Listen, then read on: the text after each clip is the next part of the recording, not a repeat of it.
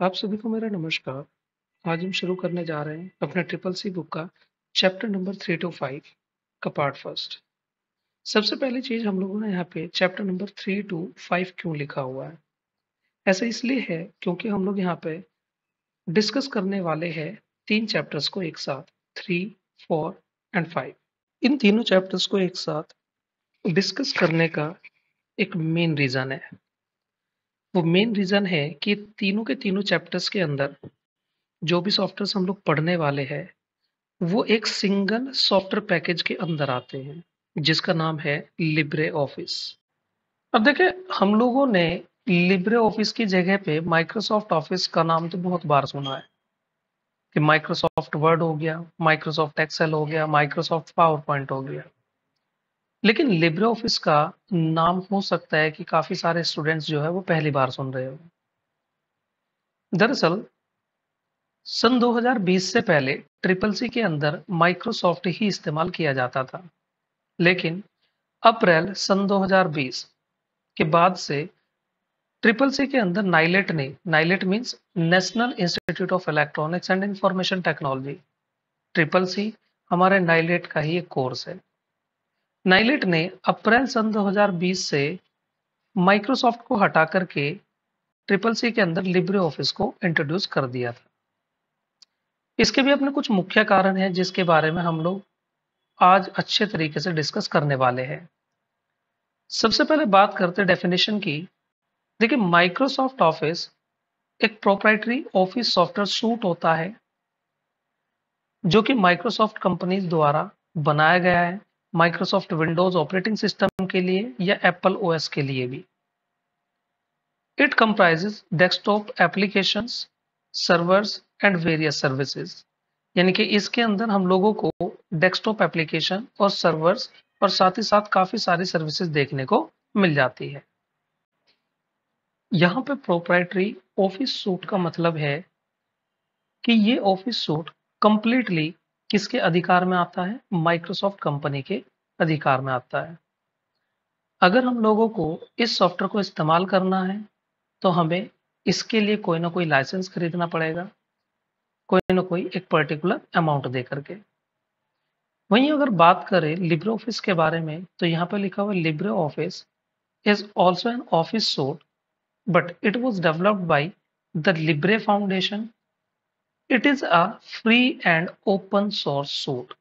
इसका मतलब ये हुआ कि लिब्रे ऑफिस जो है वो भी एक ऑफिस सूट ही है, बिल्कुल माइक्रोसॉफ्ट की तरह ही, यानी कि माइक्रोसॉफ्ट ऑफिस की तरह ही।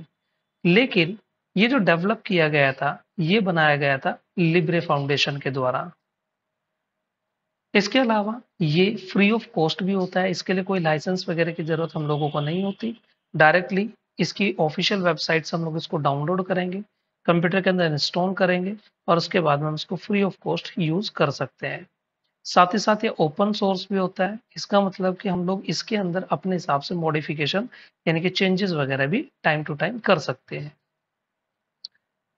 बात करें इनकी इनिशियल रिलीज की, यानी कि पहली बार मार्केट के अंदर ये ऑफिस सूट्स वगैरह कब देखने को मिले थे, तो माइक्रोसॉफ्ट ऑफिस पहली बार अगस्त 1 1989 को देखने को मिला था, यानी कि पहली बार मार्केट में आया था। वहीं अगर मैं लिब्रे ऑफिस की बात करूं तो 25 जनवरी 2011 में मार्केट में लॉन्च किया गया था। नेक्स्ट हम लोग बात करें लाइसेंस के बारे में, तो माइक्रोसॉफ्ट ऑफिस के सभी टूल्स को या सॉफ्टवेयर्स को यूज करने के लिए हम लोगों को एक पर्टिकुलर लाइसेंस लेना होता है। इसीलिए हम लोग इसको प्रोप्राइटरी कॉमर्शियल सॉफ्टवेयर भी कहते हैं। बात करें लिब्रे ऑफिस की, तो लिब्रे ऑफिस के अंदर हम लोगों को LGPL यानी कि GNU lesser general public licence देखने को मिलता है। इट मीन्स ये फ्री ऑफ कॉस्ट होता है, इसके लिए हम लोगों को कोई भी पैसे या रुपए देने की जरूरत नहीं होती है। नेक्स्ट हम लोग बात करें क्रॉस प्लेटफॉर्म अवेलेबिलिटी के बारे में। देखिए, जो हमारा माइक्रोसॉफ्ट ऑफिस होता है ये विंडोज पे भी काम करता है, मैक ओएस एक्स पे भी काम करता है, लिनक्स पे भी काम करता है।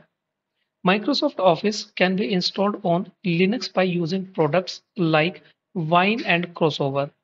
इसका मतलब है कि Microsoft Office को Linux पे इंस्टॉल करने के लिए हम लोग को कुछ प्रोडक्ट्स की जरूरत पड़ती है, जैसे कि Wine या फिर Crossover की। नेक्स्ट हम लोग बात करें लिब्रे ऑफिस के बारे में। तो लिब्रे ऑफिस को भी हम लोग विंडोज़ पे भी चला सकते हैं, मैक ओएस एक्स के ऊपर भी चला सकते हैं, लिनक्स के ऊपर भी चला सकते हैं और फ्री बीएसडी के ऊपर भी चला सकते हैं। नेक्स्ट हम लोग बात करें वर्ड प्रोसेसर के बारे में। अब वर्ड प्रोसेसर या कह सकते हैं वर्ड प्रोसेसिंग टूल्स कौन से होते हैं, जैसे कि हमारे माइक्रोसॉफ्ट ऑफिस के अंदर माइक्रोसॉफ्ट वर्ड और लिब्रे ऑफिस के अंदर लिब्रे राइटर।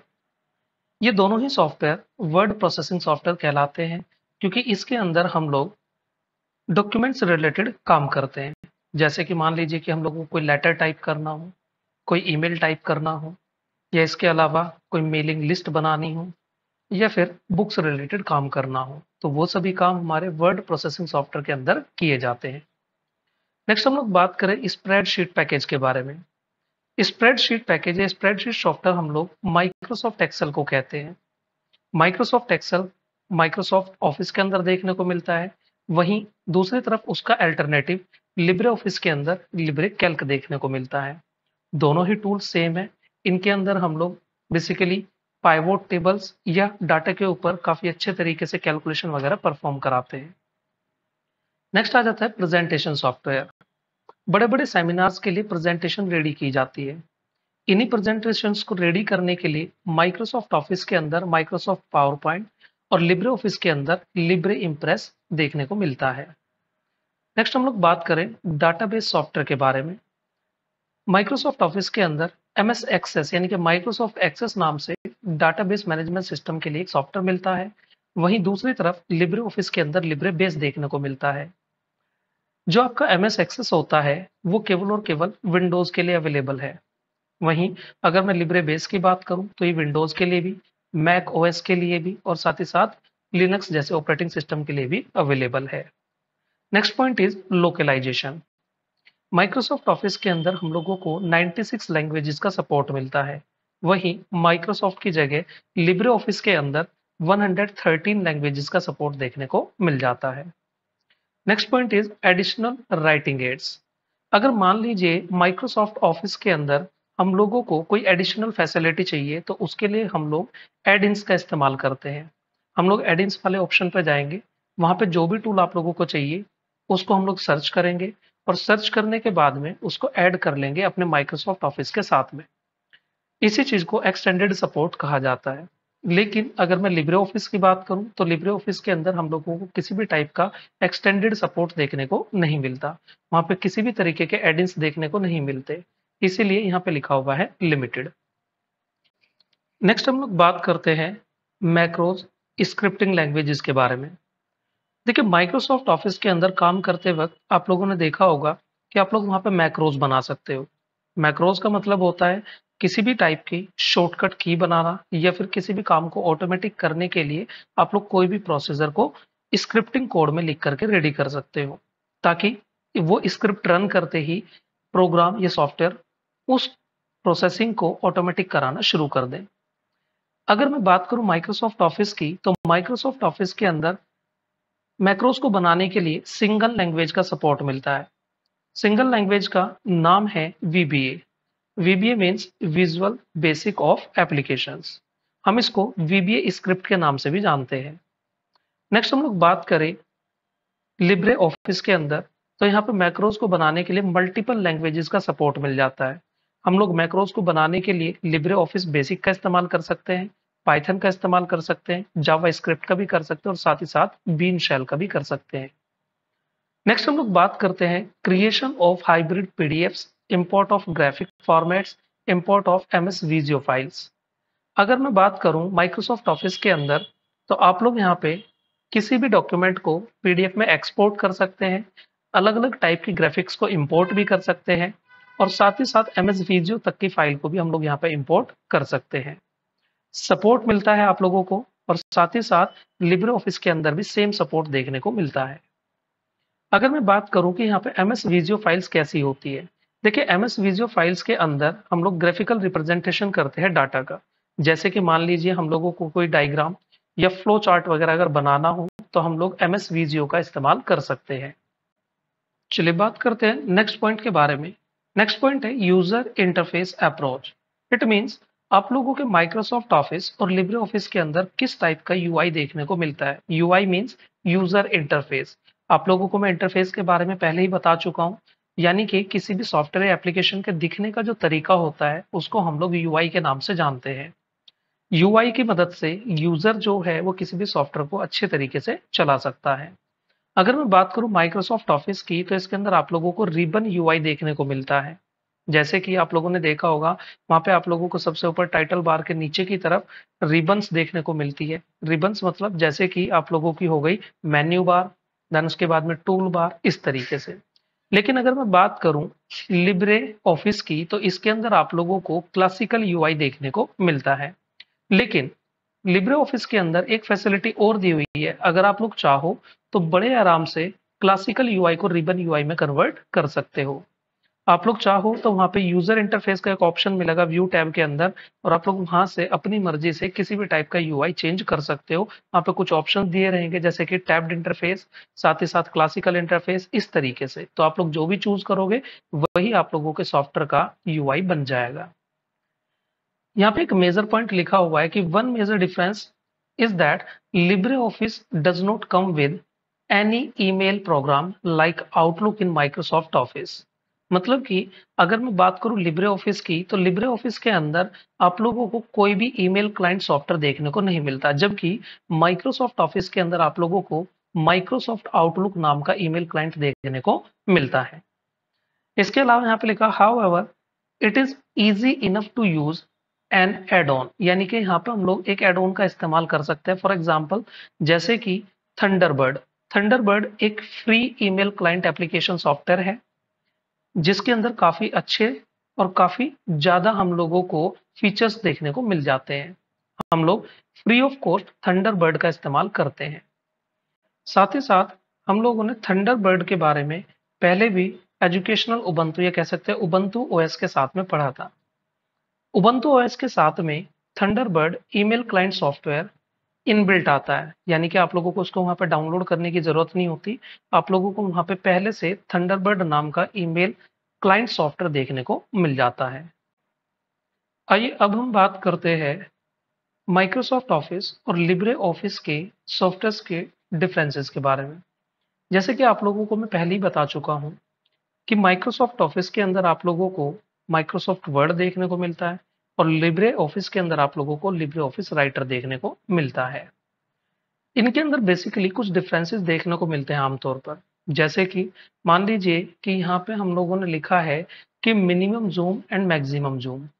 लिब्रे राइटर के अंदर आप लोगों को मिनिमम जूम परसेंटेज 20% देखने को मिलता है, जबकि माइक्रोसॉफ्ट वर्ड के अंदर आप लोगों को मिनिमम जूम 10% देखने को मिलता है। वहीं बात करें मैक्सिमम जूम की, तो लिब्रे राइटर के अंदर 600% और माइक्रोसॉफ्ट वर्ड के अंदर आप लोगों को मैक्सिमम जूम 500% देखने को मिलता है। नेक्स्ट हम लोग बात करें यहाँ पे ड्रॉप डाउन लिस्ट के बारे में। अगर मैं लिब्रे राइटर के अंदर ड्रॉप डाउन लिस्ट से साइज देखता हूं, तो वहां पे मिनिमम साइज 6 पॉइंट और मैक्सिमम साइज 96 पॉइंट देखने को मिलता है। लेकिन एमएस वर्ड के अंदर उसी ड्रॉप डाउन लिस्ट के अंदर मिनिमम 8 पॉइंट्स और मैक्सिमम 72 पॉइंट्स का साइज देखने को मिल जाता है। नेक्स्ट आ जाता है कि अगर हम लोग टाइप करें, यानी कि फॉन्ट साइज को हम लोग टाइप करके और तब उसको एडजस्ट करना चाहे, तो लिब्रे राइटर के अंदर मिनिमम 2 पॉइंट हम लोग टाइप कर सकते हैं और मैक्सिमम 999.9 पॉइंट्स को हम लोग टाइप कर सकते हैं।